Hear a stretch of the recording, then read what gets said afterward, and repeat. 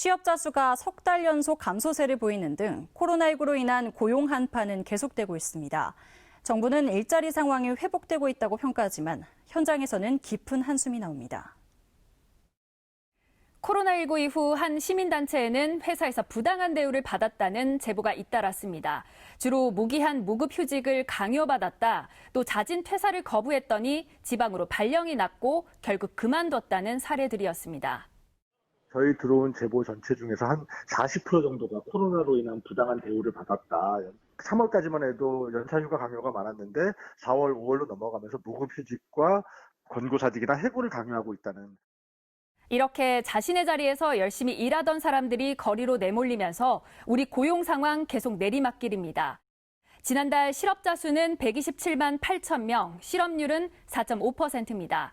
모두 5월 기준으로 지난 1999년 이후 최고치입니다. 일자리를 찾겠다는 사람들은 늘었지만 고용 상황은 계속 좋지 않습니다. 지난달 취업자 수는 1년 전보다 39만 2천 명 감소했습니다.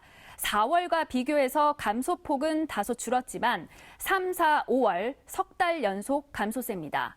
주로 청년층, 임시 일용직, 자영업자 등 고용 취약계층에 타격이 집중됐습니다. 도소매업, 숙박, 음식점업 등에서 많이 줄었고 특히 제조업 피해가 컸습니다. 국내 경기 둔화, 수출 감소 등 코로나19의 2차 충격에 따른 제조업 고용 리스크가 큰 상황입니다. 정부는 일단 4월과 5월을 비교했을 때 고용 상황이 서서히 충격에서 벗어나고 있다고 평가하고 있습니다. 현장 상황도 그럴까요? 업계 관계자의 말 들어봤습니다.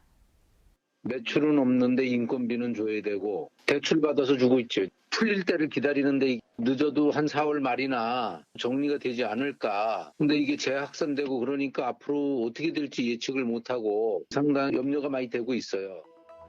한치 앞을 예측할 수 없는 코로나19 상황에서 일자리 상황이 회복 조짐을 보이기 시작했다는 정부의 판단은 너무 이르다는 평가가 나옵니다. TBS 이민정입니다.